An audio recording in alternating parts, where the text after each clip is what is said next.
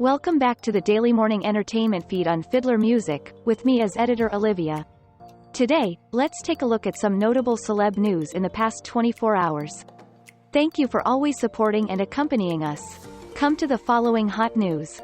Loretta Lynn, country music icon, has died at 90. Kendall Jenner subtly supports Jaden Smith walking out of Kanye West's Yeezy show. Miguelwife files for divorce. The first news. Loretta Lynn, country music icon, has died at 90. Loretta Lynn, the country music icon who brought unparalleled candor about the domestic realities of working-class women to country songwriting, and taught those who came after her to speak their minds, too, died today at her home in Tennessee. She was 90 years old.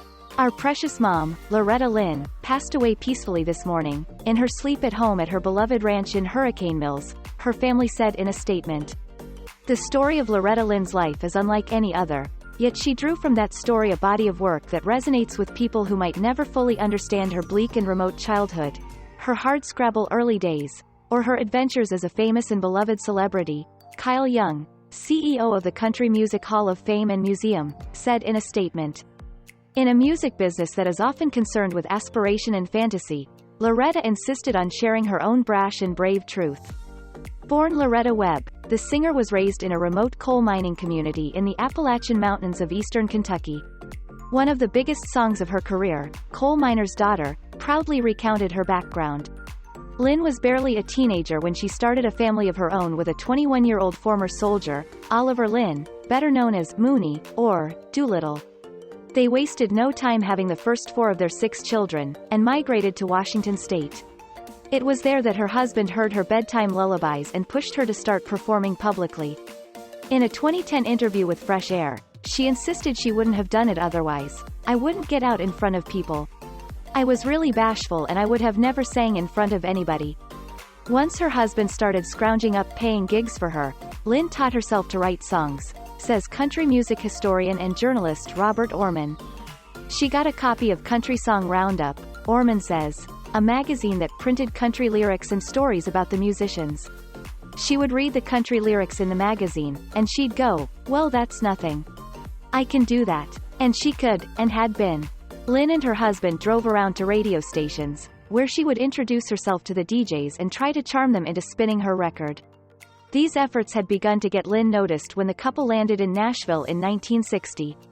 Artists like Jim Reeves and Patsy Cline, who became Lynn's mentor, were having a lot of success with a lush, pop-sweetened production style known as the Nashville sound. Lynn worked with Cline's producer, Owen Bradley, but hung on to her unsoftened twang. Country songs had often portrayed hardship from male perspectives, but Lynn wasn't afraid to spell out the indignities endured in her marriage, or the double standards she saw other women facing when it came to divorce, pregnancy and birth control. She found that Nashville wasn't accustomed to that kind of frankness. Fellow Eastern Kentucky songwriter Angelina Presley was raised on her mother's Loretta Lynn records, and recognizes what they must have meant to women of earlier generations. I'm positive that there probably were many women in that time, especially in the country, she says, who thought, I'm not really allowed to say anything if my husband wants to drink.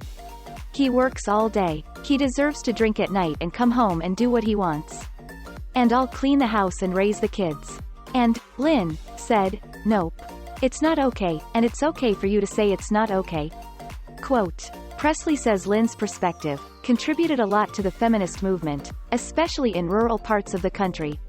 I feel like she was the voice, Presley says. Even if she never spoke out actively as a feminist, her songs certainly did. No less than 51 of those songs became top 10 country hits on the Billboard charts. In 1972, Lynn was the first woman named Entertainer of the Year by the Country Music Association. She would later be inducted into the Country Music Hall of Fame, in 1988, and the Songwriters Hall of Fame in 2008. She was also recognized with Kennedy Center Honors in 2003 and the Presidential Medal of Freedom in 2013. Though their relationship was complicated, Lynn and Doolittle remained married up until his death in 1996. Lynn also made sure fans knew that her long-lasting musical partnership with Conway Twitty was all business. Lynn continued performing and recording into the new millennium, attracting younger audiences through her collaboration with Jack White. But it was essential to Lynn's enduring appeal that she never lost touch with her identity as a simultaneously modern and down-to-earth countrywoman who could communicate that to crowds throughout her career. This idea that I might be up here on stage singing this song, but I'm not better than you. I am you, journalist Orman says. That's kind of the message. That kind of humility is a really powerful and good thing. That approach always informed her songwriting. Lynn's gutsiness comes through just as clearly today in the music she left behind. I like real life, because that's what we're doing today, Lynn told All Things Considered in 2004. And I think that's why people bought my records, because they're living in this world. And so am I, so I see what's going on, and I grab it. The following news. Kendall Jenner subtly supports Jaden Smith walking out of Kanye West's Yeezy show. Supermodel support. Kendall Jenner seemed to have her pal Jaden Smith back after he walked out of Kanye West's controversial Yeezy Season 9 fashion show during Paris Fashion Week. Following the October 3rd show, which saw the Donda rapper and several models sporting White Lives Matter t-shirts, Jaden took to Twitter admitting that he had to dip after what he saw. I don't care whose it is if I don't feel the message I'm out, the 24-year-old wrote. Black Lives Matter. Kendall, 26, whose sister Kim Kardashian was married to Kanye for 6 years before their February 2021 split, then supported her longtime friend by liking Jaden's posts about the show. The day after the runway show, Kanye continued to make waves on social media, going after Vogue contributing editor Gabriella Carafa Johnson, who shared her thoughts on his controversial clothing. In response, Ye posted several photos of the journalist on his Instagram, along with captions criticizing her style. His critique prompted Gigi Hadid to jump in and defend Gabriella, whom she has collaborated with in the past, calling Kanye a bully and a joke. You wish you had a percentage of her intellect, the supermodel wrote under one of his posts. You have no idea, haha. If there's actually a point to any of your st. She might be the only person that could save you. As if the honor of being invited to your show should keep someone from giving their opinion? Lol. On her own Instagram stories, Gigi also called the style editor one of the most important voices in our industry. While she didn't mention Kanye by name in her post, she did write that Gabriella, who was recently honored on Business of Fashion's list of 500 people shaping the global fashion industry, could school that disgraceful man in more ways than he knows. Kanye later wrote on Instagram that he had a meeting with his sister, Gabriella, for 2 hours on October 4th.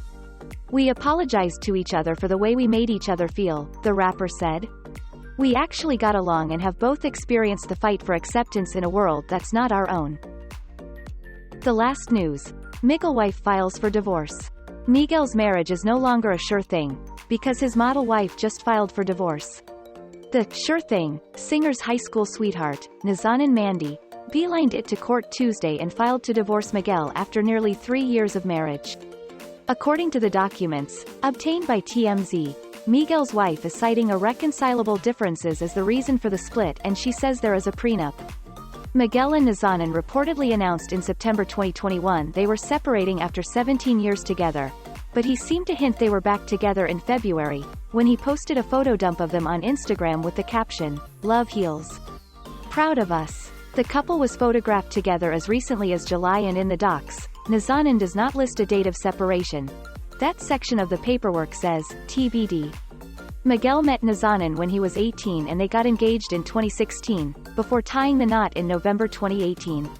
They did not have any children together. We reached out Miguel's camp. So far no word back.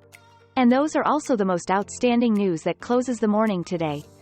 Thank you to everyone for listening and following Fiddler Daily News. If you find the video interesting and useful, please click like and subscribe to our channel so you don't miss any of the latest celeb news.